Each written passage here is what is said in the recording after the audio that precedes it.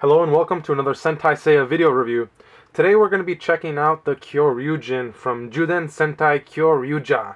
And this is the most recent Super Sentai series out on TV right now. So without further ado, let's check this guy out and see what he's all about. And so first let's check out the Pink Ranger's mecha. It is Drikera, and it is a Triceratops.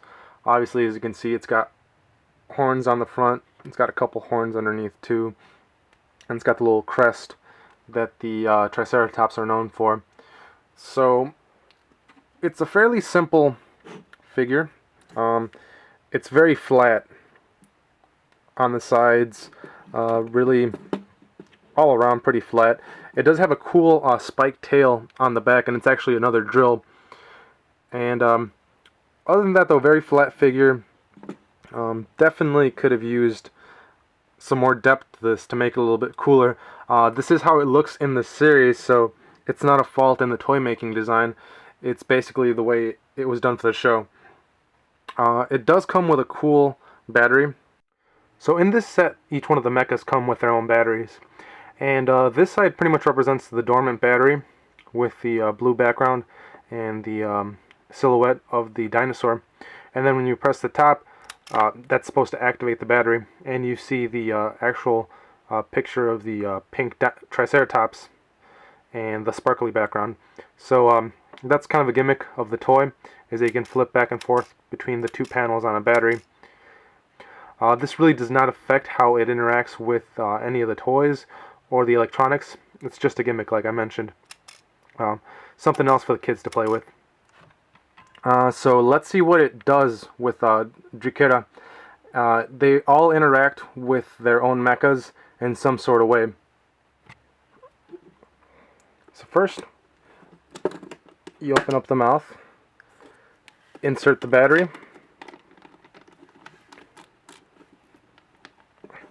and for this one, you have to press this black button underneath to allow the battery to go into the compartment and slide all the way in.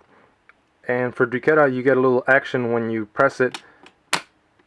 It springs out the drill on the back to make it longer, kind of like a drill lance, I guess.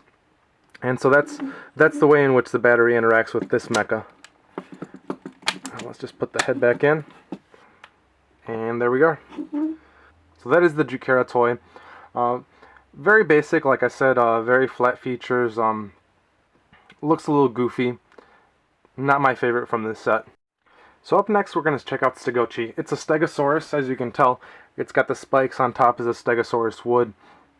And basically it's a lot like the Drikera in the fact that it's pretty flat all the way around. Get this out of the way. Yeah, it's got a lot of flat features. It's got kind of that derpy face, much like Drikera does.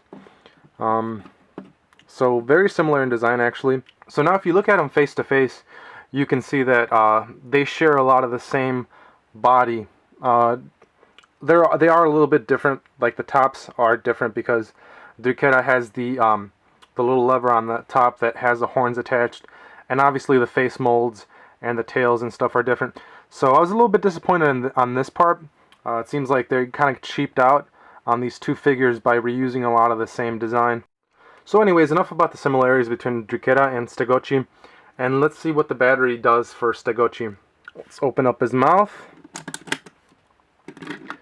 insert the battery a little bit, and then we got to press the button underneath to allow it to go in. Oh, actually it looks like it was already in. I must have left it like that. And so when you press it, it raises that extra blade on the back of Stegochi. So that's how the battery interacts with this figure. Alright, and now that we've kind of seen what Stegochi has to offer, let's check out the big guy himself, Gabutira.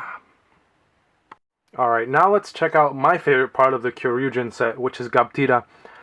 It is a T-Rex, obviously, and the one reason I like it is, or one of the reasons I like it, I should say, is because it does have a lot more going for it. It is somewhat flat, like the other two mechas in this set, but it does have more definition. The legs have more going for them. You can see the feet, the claws, more defined. Another thing that it has going for it is the fact that it is freaking huge. This thing stands at about 11 inches tall, and then from tail to head, it is about 16 inches. So it is huge, and it's one thing to keep in mind because of the fact that this is so big. The packaging for this set is also very big. So if you are looking to import this, it is going to cost you about $50, give or take, just for the shipping alone. But he is big, and one good thing about him is that he is pretty solid. All these toys are built like bricks. This series is aimed at little kids, and I think that's why they made sure that the toys for this run are very solid and can withstand a beating from a little kid. So basically the only thing on Gabtida that it isn't very solid is the tail, and that's because it splits apart, and we'll see why that is later on. But all around, it is a very nice toy. Very big, very imposing T-Rex. You can see on the backside there is a switch, and that is what activates the sounds, because Gabtida is basically in charge of all the sounds. It houses the electronics for this toy. When you press Gabtida's button right here, it makes a roaring sound, and this is the sound that is activated when there is no battery inside of Gabtida. And so in order for it to read the batteries, you have to put it inside the mouth. And now, like the other dinosaurs, it also does have an action that goes along with the battery being inserted. So let's check out the sound first.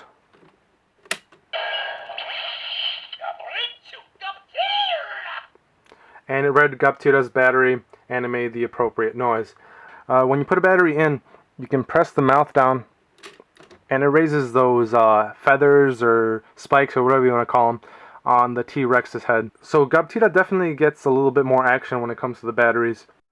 So now we've seen that when you press the button on Gabtida's side without the battery in, it makes that roaring sound. Now when you press it with the battery inside, it actually starts playing the music for the transformation. So let's check it out.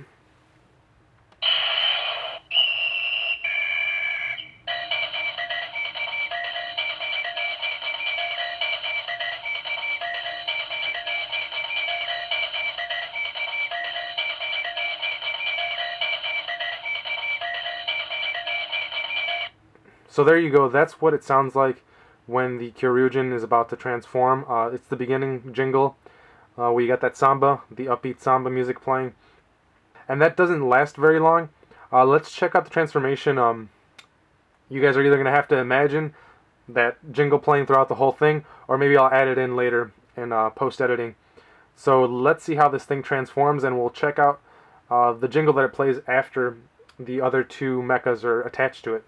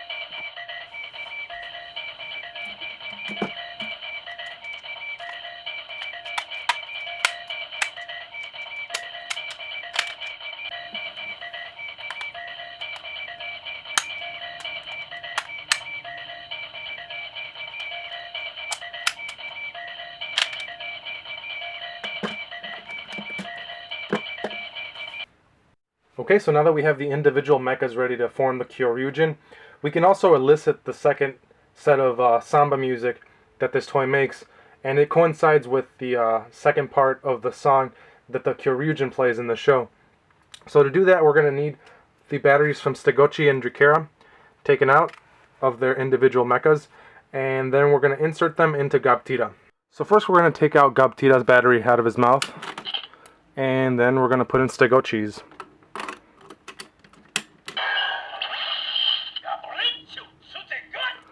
And then Drikera's. The order doesn't really matter. You just have to remember what order you put them in for later. And I'll explain why that is after we transform it.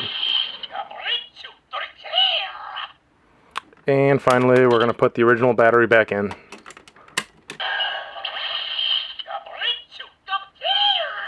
So now let's complete this Gattai.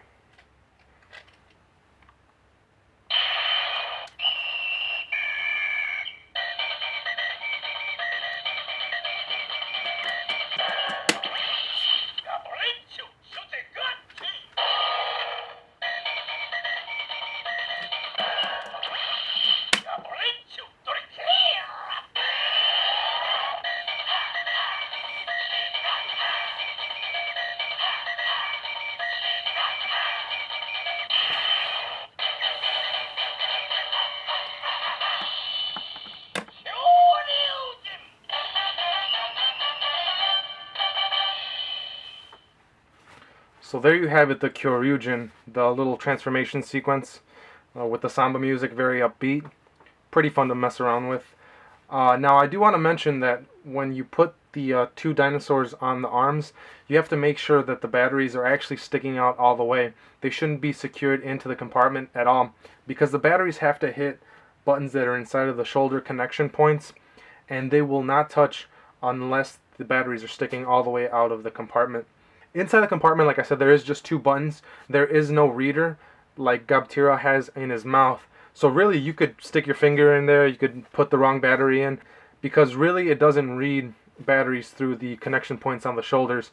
Basically what happens is the mouth connection point is going to read the batteries that you put in earlier, and then the electronics will memorize which ones were put in. And that's how it'll figure out which combination you're using. So yeah, basically that's how the electronics work. All the complicated stuff is in here, just two buttons in here that work with the electronics inside, and they go off whatever the toy memorized earlier. So as for articulation, the Kyoryujin can move up the arms up about 90 degrees. Both of them can do that.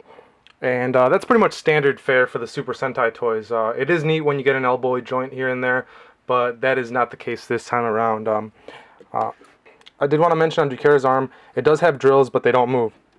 They stay in place, which is kind of a missed opportunity to make this toy a little bit better. I mean, when you think of drills, you think of spinning, and this one doesn't do that, so it's kind of a failure at being a drill, which is the whole point of the weapon.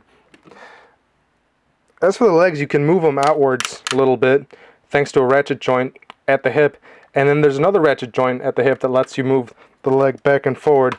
Now you can't move it back too much because that happens. You lose the tail on the back of the Kyoryujin. So it is neat though that you can move the legs and stuff. It'd be pretty cool if that tail wasn't there. You can get a lot more going with this guy. But you really can't if you want to keep him, you know, as he looks in the show. But if you want to mess around with him more, just take off the tail and have fun. So I already talked about the drill of the Kyoryujin, and there really isn't much else to say, so let's check out the other weapons on this toy. They are made out of the back of Stegochi. The first one, you take Stegochi's back piece, the back panel, you fold it out, and it becomes a shield. Now if you fold the outside spikes back into the original position, like so, and then take out the middle spike, it becomes a sword. You can see the colors on the sword. It's got all 5 colors. So while the Kyoryujin only requires 3 pilots to actually activate the mecha and do its thing, in order for it to summon the sword, at least so far in the show, you need all 5 pilots, and like I said, that's represented by the fact that the colors are on the blade of the sword. And so the one thing I didn't like is that when you move the shield downward, like so, the center spike comes out, and that's because there's nothing securing it inside of the shield. So besides the samba music and being able to say the names of the mecha, the Kyoryujin actually can also elicit a different set of sounds when you've already transformed it. And the cool thing about this toy is it'll actually remember that it's already in Kyoryujin form when you've done the whole transformation process that we saw earlier. You can turn it off and on and it'll actually still remember. And I think this guy is actually off, and we'll turn him on and he should still know.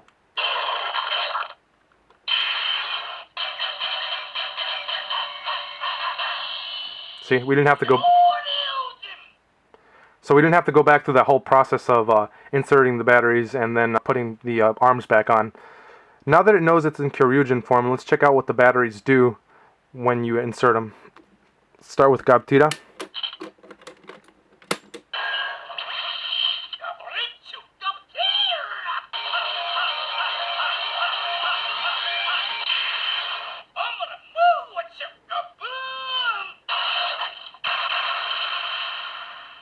And so that's Gabutira's attack. So another thing that really sucks about this toy being able to produce a second set of sounds from the batteries after it already has transformed is the fact that if you wanted to do Stegochi's or Drukera's noises, well, you have to take the arms off to get the batteries out. And that creates a problem, because taking them off will make the toy realize that it's no longer transformed. So what I did is I set it up by putting two different batteries in there. I had Gabutira read the batteries for Stegochi and Drukera, but then afterwards I switched them out for two other batteries. And so I put in Zaktor's and Parasagan's batteries, just so we can check out the sounds for Stegochi and Drukera.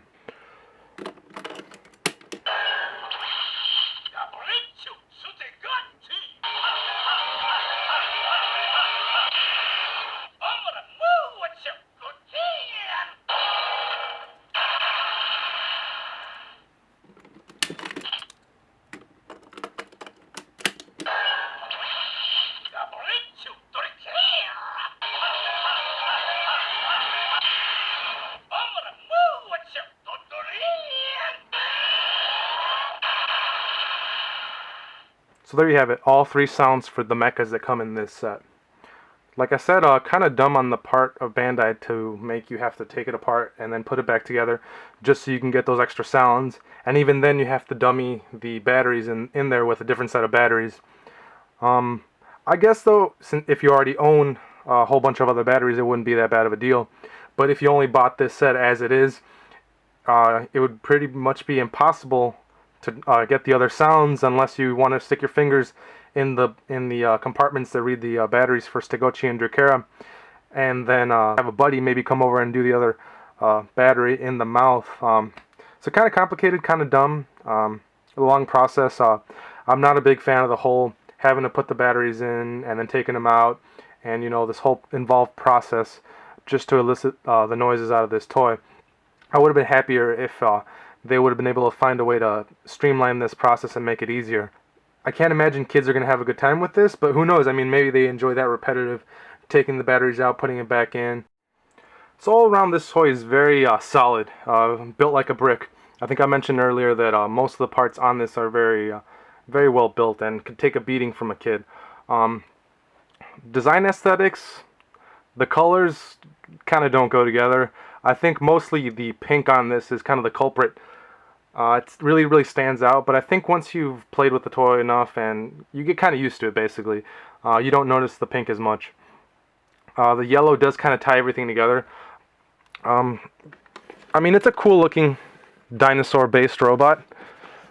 We haven't had one of these guys, dinosaur-based robot I should say, in a while, since Abba Ranger. So dinosaurs that are robots are cool, and dinosaurs that combine into bigger robots are even cooler. So I really enjoyed it for what it is, basically. I mean, when it boils down to it, the transformation process is very easy.